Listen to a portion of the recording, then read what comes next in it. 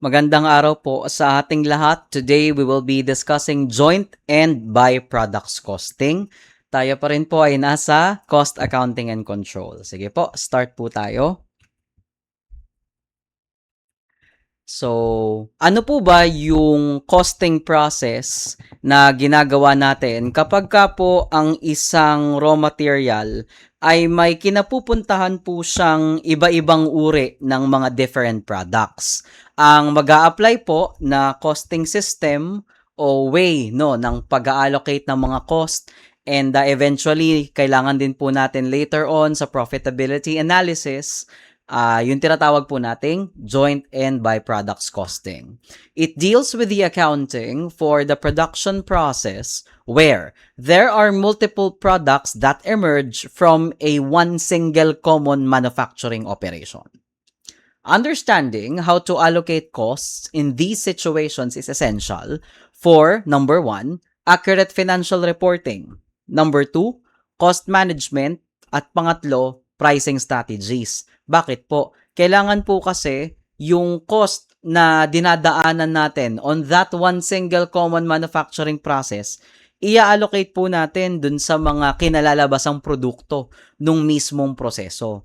So, mas nagiging accurate po yung cost reporting natin at mas napag-aaralan po nating mabuti in terms of cost management, nakikita nating mabuti yung cost no na related po dun sa isang produkto nung mismong common process na yon, which eventually helps you in your pricing decisions. Ganito po ang simpleng diagram ng usual no na nangyayari sa isang joint production process. So start tayo for example on a raw material no na crude oil for example, no? Coming from that, magkakaroon po ng common production process. Bago po siya maging identifiable, nagkakaroon po ng proseso na one single process. Ngayon, yung one single process na yun, may ginagastos tayo doon basically.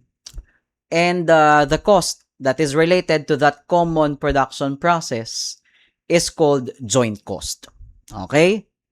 Kaya po, yung mga problems natin sa joint costing, kailangan ina-allocate natin tong cost na ito kasi eventually magkakaroon po ng mga separate identifiable products. Pero kasi, yung separate identifiable products na yun, nanggaling sa isang common joint cost. So, kailangan mo siyang i-allocate kasi iisa lang yung prosesong pinanggalingan niya. Ngayon, after matapos ng common production process, may lalabas na kung ilan mang uri ng mga intermediate products. So, may mga separately identifiable products, parang ganon, na lalabas. In our case, for our example, galing dun sa common output na yon, naging oil, naging gasoline. Ang tawag po doon kapag separately identifiable na siya based on the products that we want to offer the market, ang tawag po doon ay split off point. From the word itself, nag-split na siya into their own katauhan. Parang ganon. Kaya yung ibang company, ang iniisip nila ay ibebenta na ba natin to at split off point? Kasi separately identifiable naman na sila, baka pwede nang ibenta. Ngayon, yung mga separately identifiable products natin, pwede pong dumaan yan ng further processing, no? Pero separate na po yun. Kunyari dito, si oil, magkakaroon ng further processing kung ano mang gusto nating mangyari pa sa kanya in the end, until maibenta natin after further processing. Ganon din kay gasoline, kung ano man yung gusto pa nating mangyari sa kanya, magkakaroon po ng separate na processing para lang sa kanya, until eventually mabenta natin. So ito po, wala nang allocation na mangyayari dyan kasi these costs, no, for the further processing is already separately identifiable. So wala ka nang dapat isipin na allocation dyan. Pero ang isang dinidesisyonan po kasi ng mga managers ay ibebenta ko na ba as is during the split off point or ibebenta ko ba after further processing. So parang ang decision making process natin dyan later on ay saan ako mas profitable? Do I sell as is after the split off point? Or do I process further muna? Pero, ang consideration kasi, tatandaan po ninyo, pag may further processing, may additional processing cost po tayo. No? So, ganun po yung premise ng isang joint product process. So in summary, we have a joint input at dadaan po siya sa isang common production process bago siya ma-split into the separately identifiable products during the split off point. Lahat po ng ginastos natin hanggang bago sila mag-split off is the joint cost na dapat po nating i-allocate sa kanila. Yung mga intermediate products that are already separately identifiable can undergo further processing, pero tandaan meron po siyang additional processing cost din po na kasama.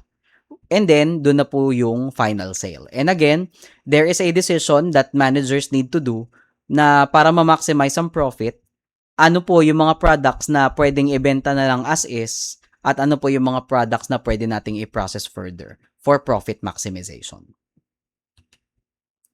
Ito po yung mga examples ng industry, yung pinapasok po nating starting point pa ng ating raw materials, and yung mga kinalalabasan po niyang joint products na separately identifiable na kapag pinrocess further mo pa, pwede pa rin siyang maging ibang produkto pa, no? For agriculture processing, kunyari, pineapple. Yung pineapple, pwedeng ibenta sa market as pineapple rings. Pwedeng ibenta as pineapple chunks, yun nilalagay nyo sa pininyahang manok. Pwede rin crushed pineapple, sana all may crush yung pineapple.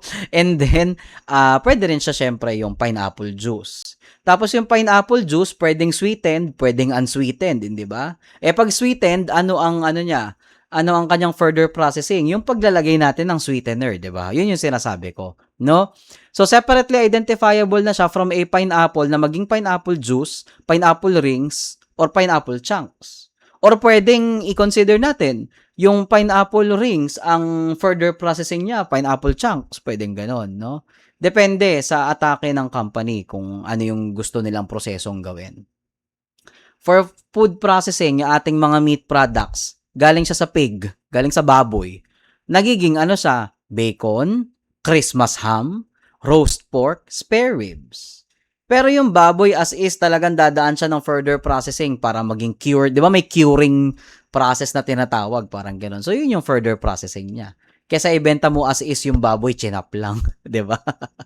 Okay. Next po, coal. Pwedeng maging gas, benzol, and tar. Hindi ko alam yan. Example lang natin yan. And for crude oil, pwede maging gasoline, diesel, LPG, asphalt. Okay? For our chemical industry. So, yan po yung example ng mga real-life situation po natin in different industries. Ang concern po natin is not the product itself, but rather our concern is the costing process that will happen for the joint cost and any possible, ang tawag dun? Additional processing cost. So, mag-define po tayo ng mga terms, no, para maintindihan natin.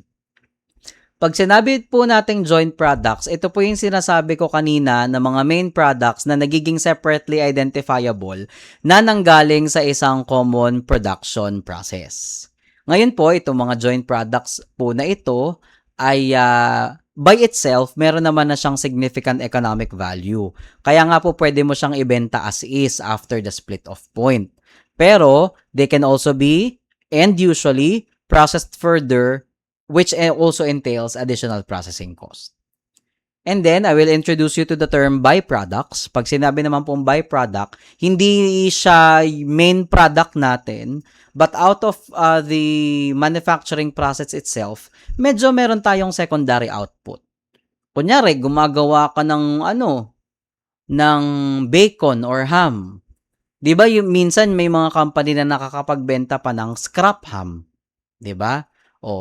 Tas yung scrap ham na yon pwede mong isahog sa fried rice kasi gupit-gupit na siya, parang ganon, no? So, byproducts are secondary outputs with lower economic value. Hindi natin kasi siya main product.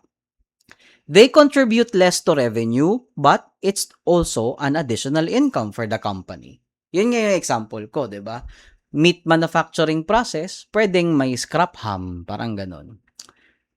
Pag sinabi naman pong split off point, dito na po yung stage in the production process na lahat ng ating joint products and eventually yung mga byproducts din na kasama sa loob nun, they now become separately identifiable, no? Kaya hanggang sa point na yan, lahat ng ginastos hanggang ma-split off siya ang tawag po doon ay joint cost na kailangan po nating i-allocate. So, number 4, joint cost are the costs incurred up to the split of point and they benefit multiple products.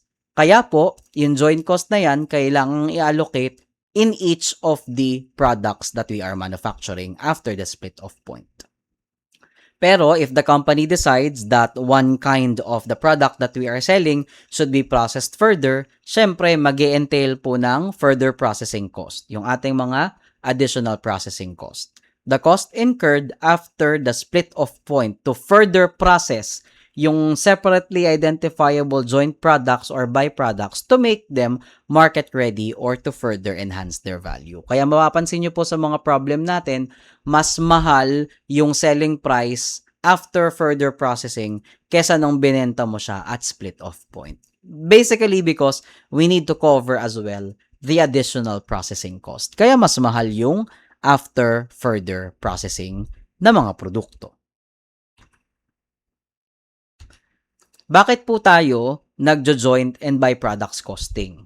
Number 1, sa cost allocation perspective, kailangan i-allocate po natin yung mga joint cost in a fair and logical manner. And later, we will be discussing different techniques and methods on how to properly allocate joint costs. No? Depende po sa tinatakbo ng operations ng company. And because we are able to properly assess each of the allocated cost for each of our products, na-assess po natin yung kanyang profitability. Okay? It also helps in decision making. So, yung information po na naibibigay ng joint and byproducts costing, nakakatulong din po sa decision making because it helps managers decide on further processing, pricing, and marketing strategies for each of our products.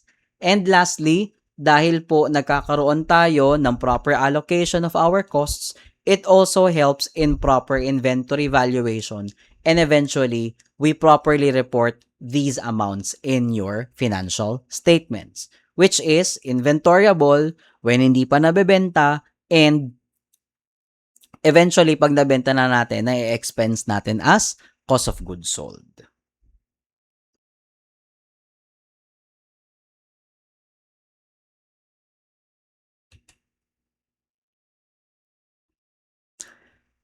Yung pag-allocate po natin ng joint cost ay pwedeng nakabase sa physical units nung pinoproduce po natin.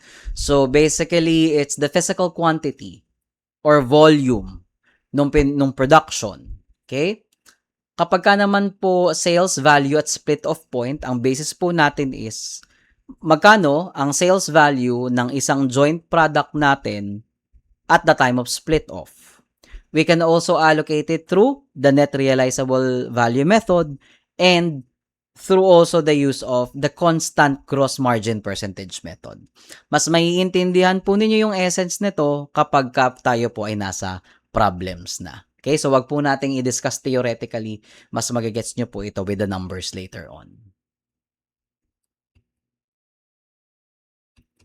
Again, paano naman po ang konsepto ng byproducts? Hindi po natin siya main product, but out of the process itself, nagkakaroon tayo ng secondary product.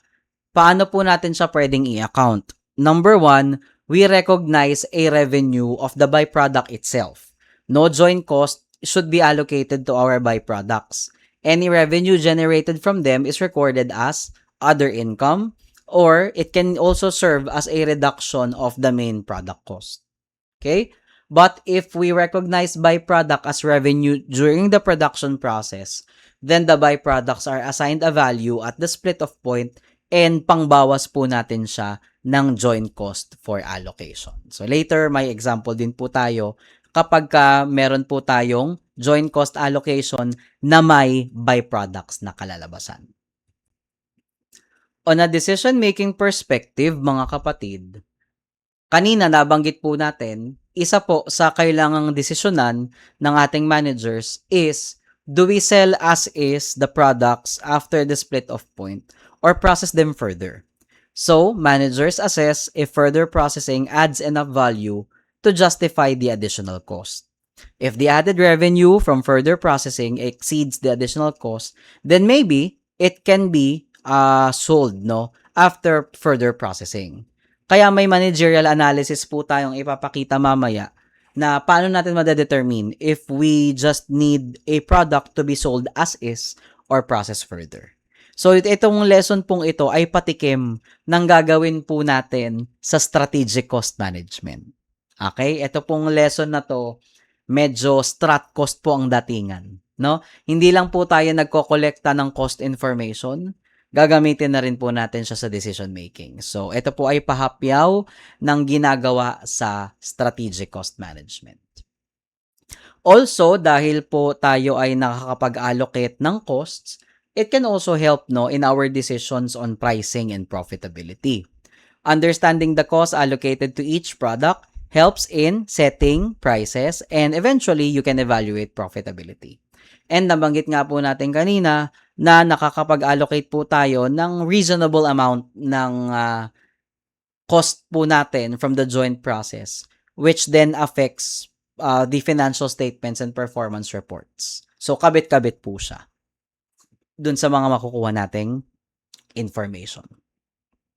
Wag na po tayong magpatumpik-tumpik pa, diretso na po tayo ng ating problems. We have 4 problems to solve.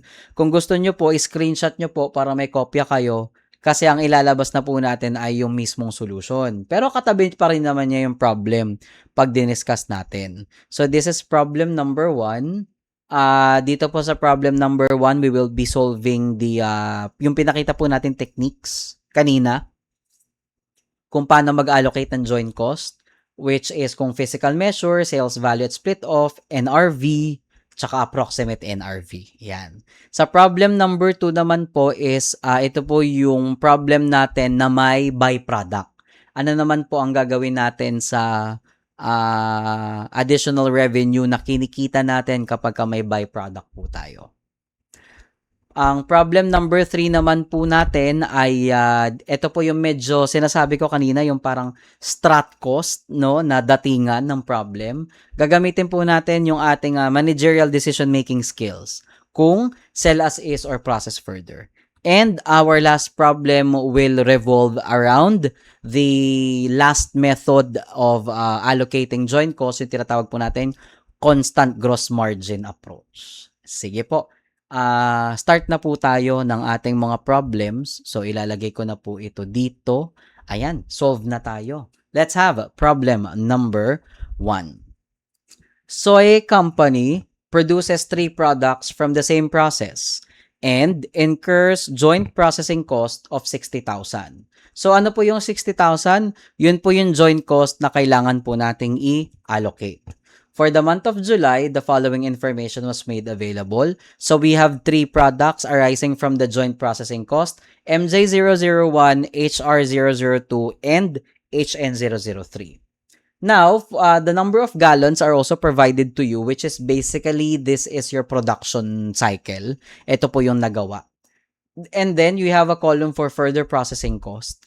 And the final selling price is also given to you kung sakaling ipaprocess further mo siya at hindi mo siya ibebenta at split off. Mangyari man po na ibebenta mo siya at split off point, ito po yung selling price niya. So kung mapapansin po ninyo, mas mahal yung final selling price kapag ka nag-process further tayo kaysa binenta mo yung product as is. Tapos meron po tayong disposal cost at split off point and disposal cost for further processing na gagamitin po natin mamaya sa pagko-compute ng net realizable value. Number 1, what is the amount of the joint processing cost to be allocated to our 3 products 1, 2, 3 if it is allocated using the physical measure? Basically po, pag physical measure, edi yung mismong physical measure ng ating na produce. So kukunin ko lang po yung gallons. For MJ001, it's 25,000 gallons. For MJ002, it's 20,000 gallons. And for, HR002. And for HN003, it's 5,000 gallons with a total of 50,000 gallons. Okay? Ganun lang kasimple. Yun na siya. Ngayon, i-allocate na po natin yung mismong joint processing cost na 60,000. Diba? So, yung 60,000, gagawa tayo ng multiplier. Ano po yung multiplier natin? Siyempre, nakadepende po tayo sa physical measure. So, kung ang total po ng lahat ng gallons for our 3 joint products is 50,000 gallons and 25,000 kay MJ001, our multiplier would then be 25 over 50. Galing po sa 25,000 gallons ni MJ001 over 50,000. Ganun lang. So, you can also say now that this is 20 over 50 and this is 5 over 50. Do the math na po, mga kapatid. 60,000 times 25 over 50 is 30,000. 60,000 times 20 over 50 is 24,000. And 60,000 times 5 over 50 is 6,000. Yan na po ang ating allocation. To test kung tama yung ginawa mo, add all three at dapat lalabas yung total natin na joint processing cost. Ang sagot nyo po dyan na final answer, syempre itong 30,000, itong 24,000 at 6,000 under the allocation method of using the physical measure. Diretso po tayo ng number 2. What amount of the joint processing cost is allocated to the 3 products using the sales value at split-off point? So, ano po ba yung sales value at split-off point? Magkano ang selling price niya kung sakaling diretso mo na siyang ibebenta at split-off point? Ito po yung column na yon. The selling price per gallon at split-off point. So, we need still the gallons information, yung volume mismo. So, again, this is 25,000 for MJ001. 20,000 for HR002 and 5,000 for HN003 for a total of 50,000 gallons. I-extract ko po yung sales value at split-off point.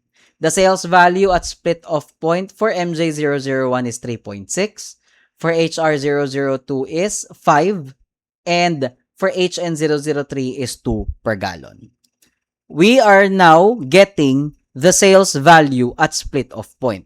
So, we will be multiplying your sales value per gallon at split-off point multiplied by the volume itself, the number of gallons. So, 25,000 times 3.6 is 90,000. 20,000 times 5 is 100,000. And 5,000 times 2 is 10,000 with a total sales value at split-off point of 200,000. Now, we will now be allocating your 60,000 joint processing cost. Your multiplier for MJ001 will be derived from this total sales value. Yung minultiply natin. Hindi ito ha. Hindi yan. Kailangan i-multiply mo muna dun sa gallons. Okay? So, this would be 90 over 200, 100 over 200, and 10 over 200. Do the math. For MJ001, 60,000 times 90 over 200, this is 27,000. 67,000 times 100 over 200, 30,000. 60,000 times 10 over 200 is 3,000. Ito po ang ating sagot. And that should also total to 60,000.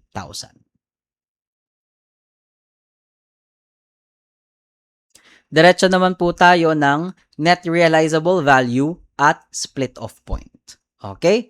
We start again with the number of gallons. 25,000 for MJ001, 20,000 for HR002, and HN003, 5,000. Okay? Kunin po muna natin yung NRV at split-off point. Paano po kukunin yung NRV at split-off point? Meron po tayong selling price per gallon at split-off point. So, doon pa rin po tayo magsa-start. 3.6, 5, tsaka 2. Ano po ba ang pagkuha ng NRV?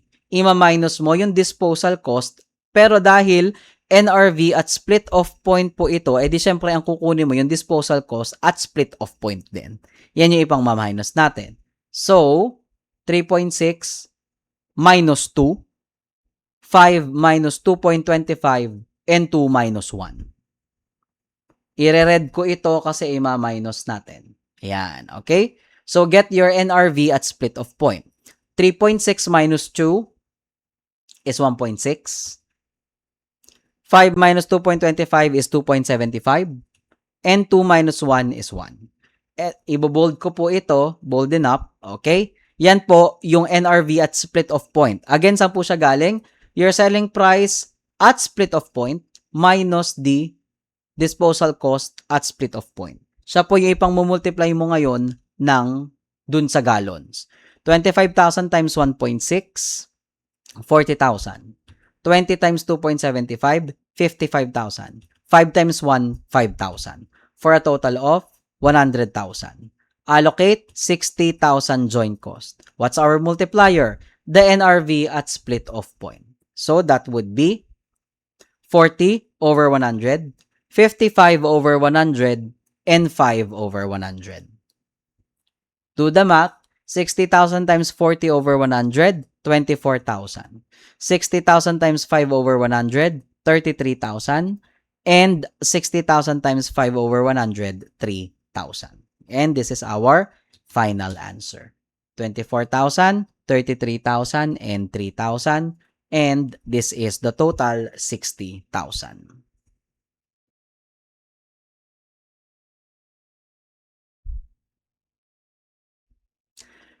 For number 4 naman po, we will be computing for the joint processing cost allocation using the approximated net realizable value.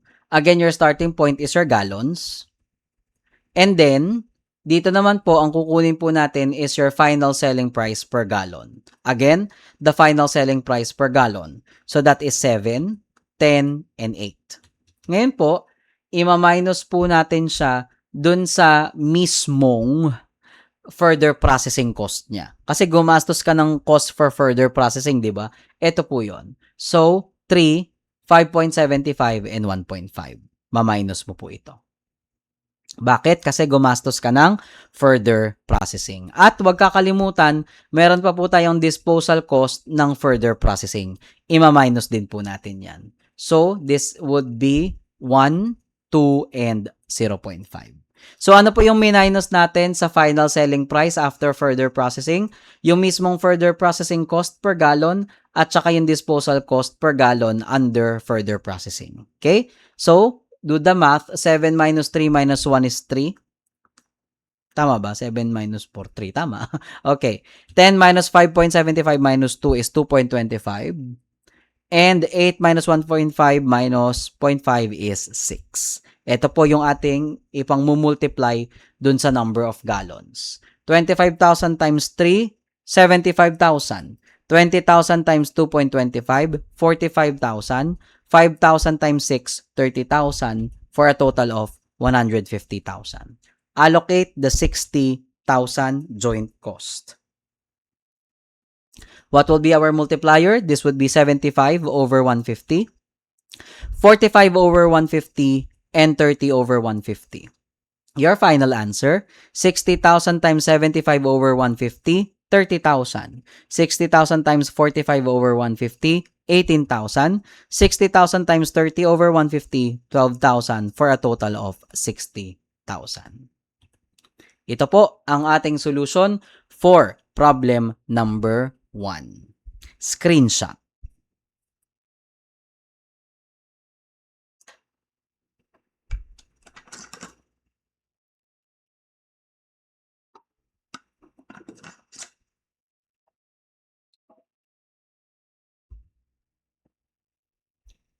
Diretso po tayo ngayon ng problem number 2. Sa problem number 2 naman po, may 2 main products po si Sujin Young Company, A and B. Tapos ang sabi, si C ay byproduct ni B. A and B are produced from the same raw material. So sila yung joint products after split off. C is manufactured from the residue of the process creating B. Okay? Kumbaga sa baboy, may nagiging ham, may nagiging bacon, tapos yung ham, may scrap ham. Parang ganon. Scrap ham yung C.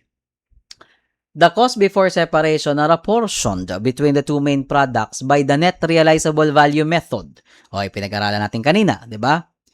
Then, the net revenue realized from C is deducted from the cost of B. Sinabi sa problem na hindi po nire-report as other income yung kinikita natin sa byproduct natin, which is si C.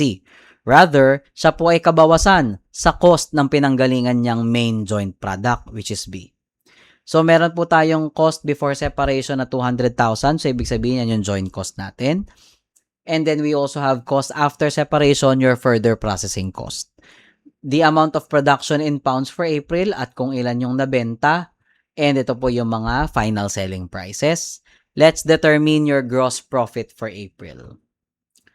Sinabi po sa problem that the revenue of C is deducted to the cost of B.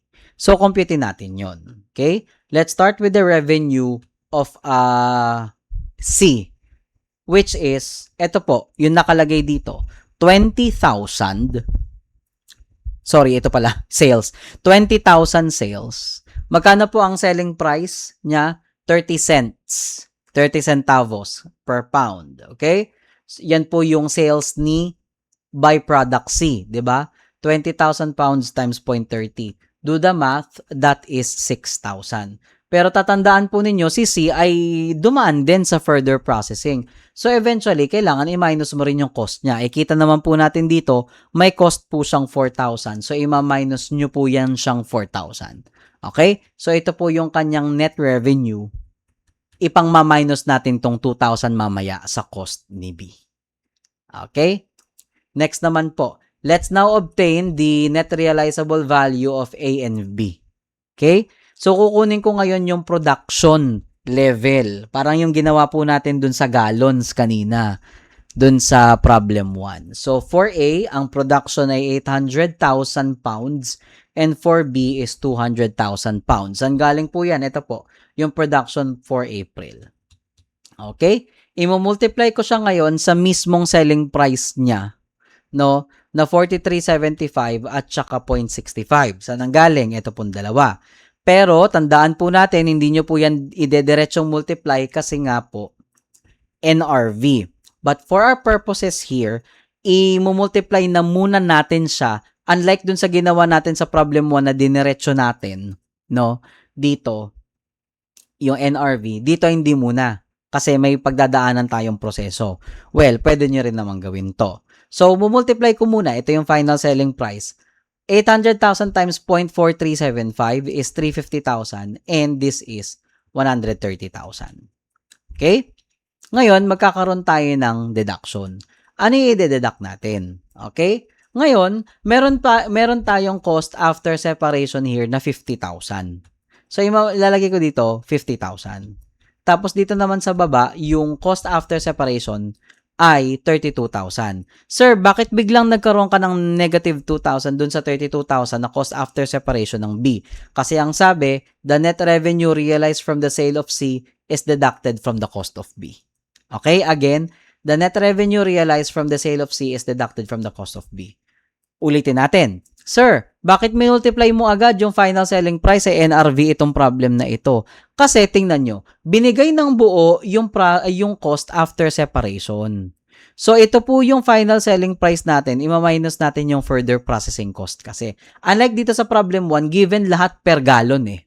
'Di ba? Sa problem 1, lahat given per gallon. So pwede mong gawin dito, like for example, itong approximated NRV, final selling price naka per gallon. Tapos, yung kanyang further processing cost, naka per gallon. Tapos, yung ating disposal cost under further processing, naka per gallon. Yung problem number 2, hindi. Kailangan mo munang kunin yung total final selling price under the production level. Kasi, yung cost after separation, hindi naka per pound. Naka buong amount. So, yan yung pagbabanggain natin mamaya. At balikan natin, bakit sa B may 32,000 na cost after separation, but binawasan ng 2,000? Kasi the net revenue realized from C is deducted from the cost of B. Okay? So, ano na pong gagawin natin? This is 50,000 for A and this is 30,000 for B. Okay? Gets na po natin? So, ano po ang magiging basis natin for allocation ngayon? The 350,000 minus 50,000 is 300,000 and 130,000 minus 30,000 is 100,000, which is a total of 400,000. So, kita-kita naman po na ang multiplier natin 3/4, 1/4. Diba? Let's now allocate your joint cost, mga kapatid. Your joint cost for both A and B is 200,000. Your multiplier for A is 3/4 and for B is 1/4. 200,000 times 3/4, 150,000. 200,000 times 1/4, 50,000. Now, let's calculate for the unit cost of each main product. Let's start with A. Ano po ba yung mga cost na ginastos natin kay A? Nag-allocate tayo ng joint cost na 150,000 at meron pa po siyang cost after separation na 50,000. Yan po yung lahat ng cost na ginastos natin to process A. Alin, ano po yun? Yung galing sa joint process na inallocate natin sa kanya, 150,000. At yung cost after separation niyang 50,000. Which is basically 150,000 plus 50,000, the 200,000. Kay B naman, meron po tayong allocated joint cost na 50,000 galing po sa allocation. And ang cost after separation niya is 32,000. Pero, sabi nga po natin, the net revenue realized from the sale of C is deducted from the cost of B. So, yung 32,000 minus 2,000, 30,000 na lang yung cost after separation. So, ang total cost niya, 50 plus 30, 80,000. Let's divide it on the 800,000 pounds for A and 200,000 pounds for B so that we get the unit cost of each product. The unit cost for A in processing all of the 800,000 pounds for A is 0.25 and for B is 0.40. Okay? So, ang dating, pag kinompute mo yung gross profit, madali na lang kasi may final selling price ka at may total cost ka. Sales minus cost, gross profit lang. So, for A, ano pong gagawin natin? Nakabenta tayo ng 640,000 pounds multiplied by the final selling price of 0.4375 minus the total cost pero naka per unit for A na 0.25. Okay? So, that is 120,000. For B naman po, ang benta 180,000 pounds. Tapos, final selling price 65. Tapos, yung total cost niya na naka per unit is 0.4. So, sales minus cost, gross profit. Okay? So, 180,000 pounds times 0.65 na naka-minus sa 1.40, 45,000. For a total gross profit, this is your final answer, 165,000. Screenshot.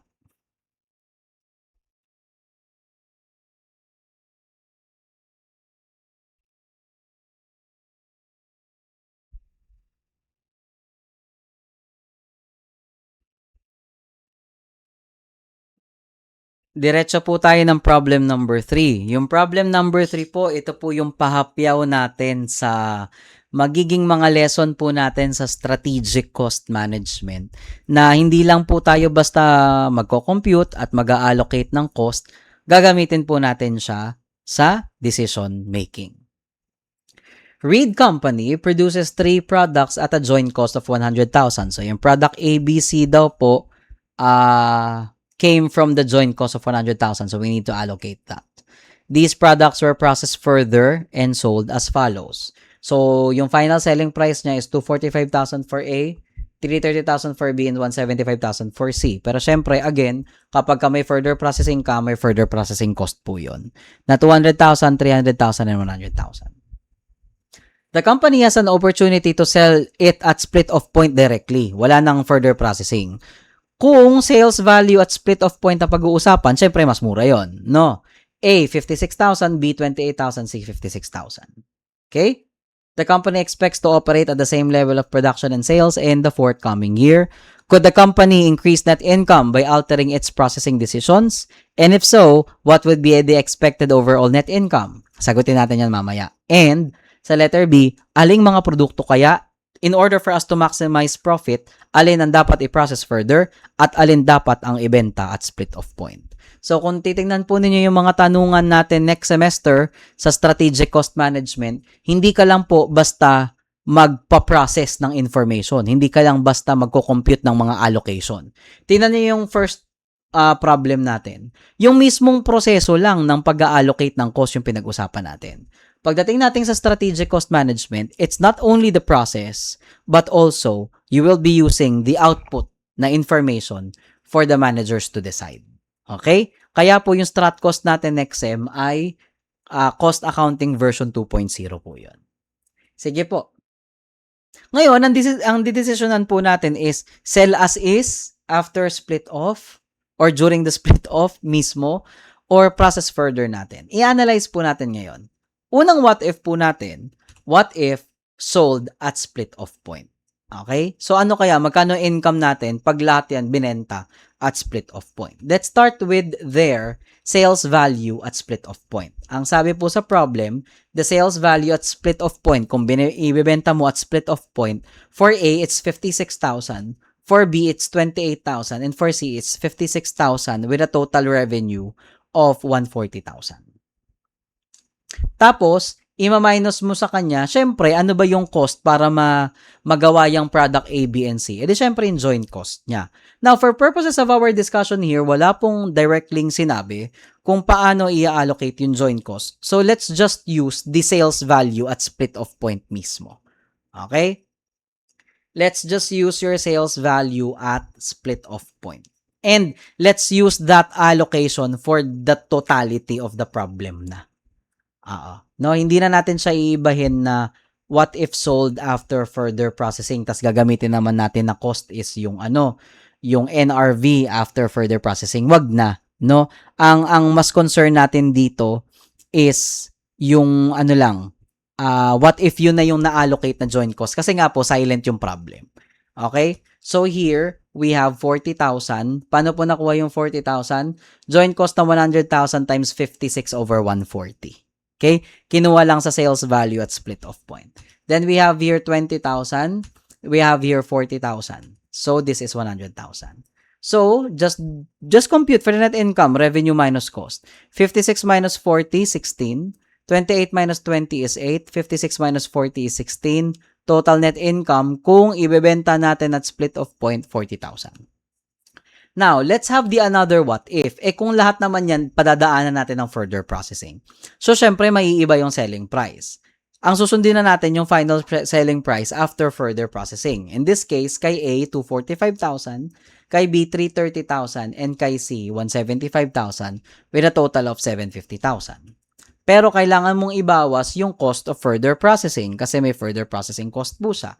200,000, 300,000, and 100,000. Which is a total of 600,000. For the purposes of our discussion, yung joint cost, wag na po nating ibahin yung calculation. I-assume natin na what if ito na talaga yung in-establish po natin na joint cost allocation kasi silent naman yung problem. No, walang sinabi kung paano talaga i-allocate yung joint cost. So let's just establish na yan yung joint cost allocation for this, okay? So, 40,000, 20,000, and 40, yun po yung 100. Okay? So, the net income naman po natin after mag-further processing. Sir, bakit minus mo rin yung joint cost? Kasi yan yung lahat ng cost na ginastos para mabuo si A, B, and C. So, hindi lang po yung cost ng further processing, idadamay mo si joint cost dapat. So, for A, net income is 5,000. For B is 10,000. And for C is 35,000. For a total of 50,000. Ngayon, sa unang tingin, pag titignan mo, lahat yan ibenta natin after further processing. Kasi, ang net income natin at split off point, 40. Pero pag binenta natin after further processing, 50. So, ang conclusion ay ibenta lahat ng produkto after further processing. Pag ganun ang analysis mo, mababaw yun. Mali yun, kapatid. Okay? Ang kailangan mong gawin, dahil separately identifiable naman na yung A, B, and C, let's check for the difference in net income per product line. Hindi mo pwedeng diretso sabihin na lahat i-process further na lang kasi mas malaki ang net income natin in total kapag ka lahat sila further process. Tingnan nyo pag further process natin lahat, 50,000. Pero kapag ka binenta natin at split off 40,000, hindi. Pwede mong isa-isahin yan. Huwag kang mababaw na manager. Okay? So, your net income for A is 5,000 after processing further, pero mas malaki yung net income kapag ka binenta mo siya ng split off point. So, the difference is, kapag ka nag-further process ka, bababa pa yung net income mo ng 11,000 for A. For B naman, 8,000 siya nung binenta at split off, but the net income increases to 10,000 pag nag-further process. So, positive 2,000 ka. At kay C naman, ang net income mo ay 16,000, but if you further process it, the net income is 35, which gives you additional income of 19. So, ang tanong sa'yo ngayon, alin sa mga products na ito ang kailangang i-process further? Do not process further A. Ibenta mo na at split off point. And then, Mas nakita naman natin si B, mas malaki ang income niya at further processing. So, i-further process mo si B. And for C, ganun din, mas malaki net income sa kanya after further processing, i-further process mo si C. Ngayon, yung ganyang way, pwede tayong mag-incremental analysis para hindi mo na wina-what if ng dalawang beses. So, maituturo din ako sa inyong mas maikling technique. Yung mas maikling technique naman natin is kukunin mo yung difference ng final selling price at saka ng sales value at split of point. So, lilista ko yung final selling price, 245, 330, 175 with a total of 750. And the selling price at split of point, 56, 28, 56, which is 140. So, ito po yung tinatawag nating incremental revenue. Ibig sabihin, magkano yung itataas ng revenue natin kapag nagkaroon tayo ng further processing. For A, 189, for B, 302, and for C, 119. Ngayon, dahil yung incremental revenue na ito is yung parang ang ibig sabihin niyan, coming from the selling price na yan yung selling price lang at split of point, eh mas mahal nga 'di ba yung final selling price kapag nag further processing na tayo. Ito yung dapat na revenue na magko-cover sa additional processing cost. Okay? Again, kaya mas mahal ang selling price natin pagkatapos ng further processing is kasi nga may kailangan kang i-cover na cost ng further processing. So, dapat itong difference na ito ng revenue from the split of point to the final selling price, makover niya yung alin? Yung mismong additional processing cost. Diba? So, your additional processing cost is 200, 300, and 100. So, tinan nyo yung nangyari. What happens sa net income natin after further processing? Net income effect pala ito. Sorry. Net income effect after further processing. Tingnan nyo nangyari. Si A, bumaba ang net income by 11,000. Yung effect na yung makukuha nyo, diretso, ito na. Oo. Okay? Si B, positive 2,000. Si C, positive 19,000. Okay? And sabi nga po sa inyo, wag tayong, ito pala. So, process further, syempre no, tapos yes. Di ba? Pareho lang. Okay. So, nasa sa inyo po. Kung gusto nyo medyo sigurista, pwede kayong mag 2 scenarios. What if sold at split off? What if further process? Pero pwede po kayong mag-incremental analysis. Mas mabilis po ito. Ngayon, what is our maximum attainable profit? Ano po ba yung naging decision matrix natin? Si A, kailangan ibenta at split off point. So, ang net income sa kanya pag binenta at split off point, 16. Si B, kailangan ibenta after further processing kasi ang net income niya 10,000. Si C, kailangan ibenta after split of point kasi ang net income niya 35,000. Ang maximum attainable profit natin 61,000. O tingnan mo. Nung iniisip mong ibenta at split of point, ang net income mo 40. Nung iniisip mong lahat sila i-further processing, mas lumaki 50. So akala mo as a manager, okay na to.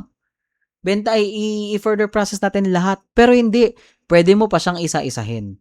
At dahil separately identifiable sila, pwedeng ganyan ang gawin mo. Ibenta natin si A at split of point, 16,000. Tapos si B and C after further processing, 10 tsaka 35. Tingnan niyo yung maximum profit, mas malaki pa. Mas malaki pa siya ng 11,000. 'Di ba? Kesa binenta mo lahat at 50, mas lumaki pa siya ng 11,000. So, naiwasan mo ito. Itong sumpa na ito. No? Yan. Naiwasan mo yan. Ibig sabihin. Yan yung 11,000 na nagko-cost ng difference ng 50 to 61,000 eh. Yun yung 11,000 na yun. Kasi hindi mo na pinrocess further si A at siya ay sold na lang at split off point. So, ang nasa choices nyo, pag tinanong kayo ng how much is the maximum attainable profit for Reed Company in this decision? Letter A, 40,000. Letter B, 50,000. Letter C, 61,000. Ganun siya. Okay? Hindi nyo pwedeng sagutin yung 50 kasi the best option for the management is meron kayong product na ibebenta at split of point at meron kayong product na ibebenta after further processing. In this case, may mas mataas pa palang profit sa 50,000 pag hiniwa-hiwalay natin, which is 61,000. Screenshot.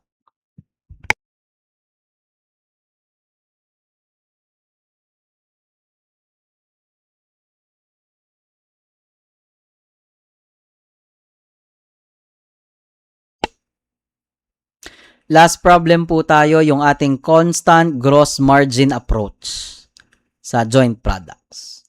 ABXY company buys crude oil. Refining this oil results in two products, A and B.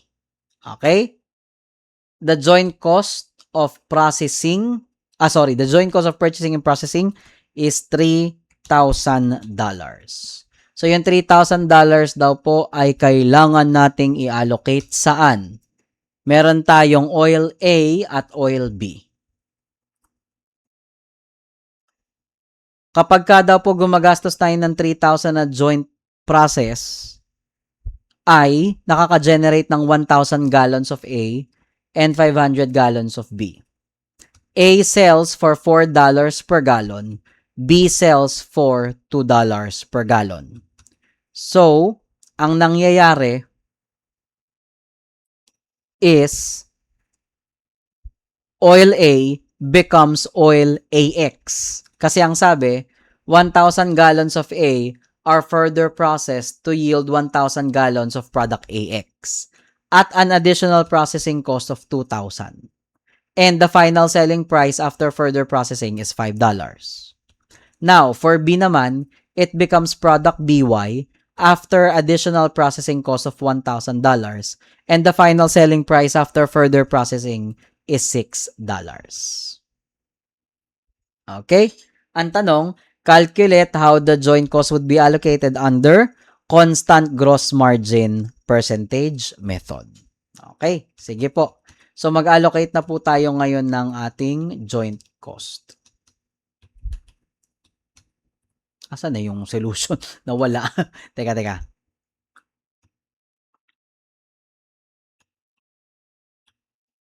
Okay. Nawala yung solution. Teka nga. Yan. Sorry. Nalito lang. O, dito muna tayo. Dahil magko-compute po tayo ng gross margin, syempre kailangan natin ng revenue component at saka ng cost component. Okay, bago tayo mag-allocate. So, let's start first with product A na magiging, oil A na magiging product AX. So, paano yon? Di ba meron po tayong selling price at further processing na 5. Tapos, after further processing, 6 naman kay BY. Okay? 1,000 gallons for A and 500 gallons for B. So, that gives you 5,000 for A and 3,000 for B. For a total of 8,000. Yan yung revenue component. Ang cost component naman po natin, ililista natin lahat ng cost natin. Joint cost na 3,000, further processing kay A na nagiging AX na 2,000, at B na nagiging BY na 1,000. Total cost po natin 6,000. Ano po ito ngayong 75%? Ito na po yung cost percentage natin. Kasi 6,000 divided by 8,000, 75%. So, our cost percentage is 75%. If revenue is always represented by 100%, then your constant gross margin percentage is 25%. Ito na po yung gagamitin natin pag nag-allocate na tayo ng joint cost. Okay? Ready na po tayo? Let's start with the allocation of joint cost for product A na nagiging product AX.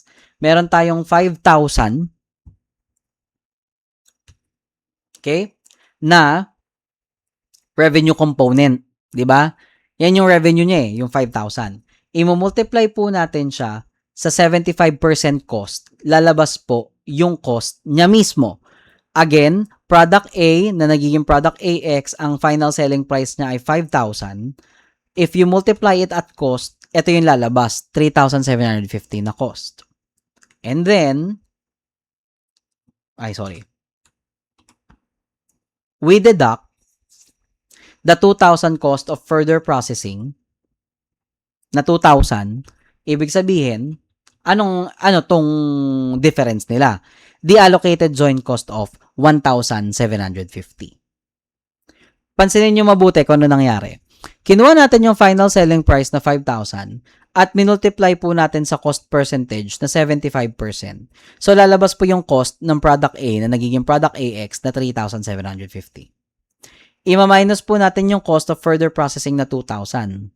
para kung ito yung total cost, which is represented by the 75%, ito yung total cost, di ba, for product AX. Pag minus po natin yung further processing cost, ito yung allocated joint cost for product AX. Okay? Gawin natin for product B na nagiging BY. Final selling price niya 3,000 multiplied by the 75% cost, ang cost component niya 2,250. Okay? Ima-minus ko ngayon siya dun sa cost of further processing na 1,000.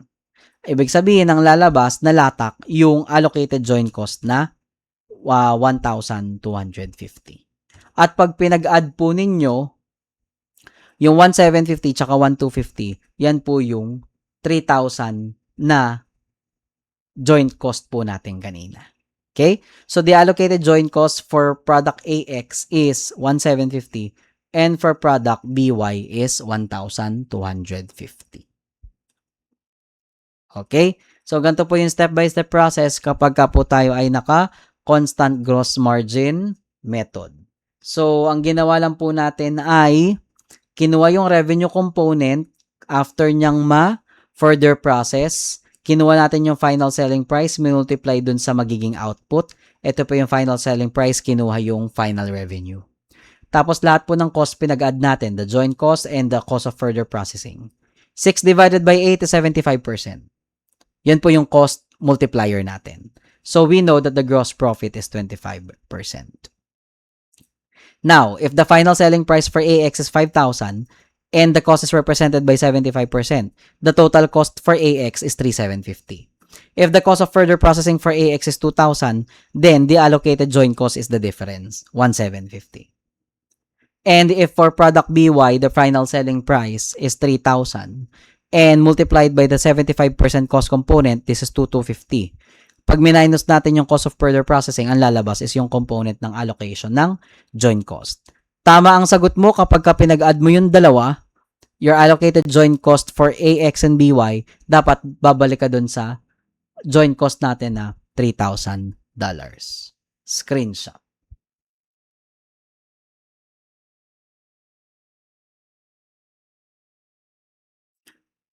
Maraming salamat po for being with us, and ang next lesson po natin is we will now be dealing with the second to the last lesson, standard costing system. Maraming salamat po.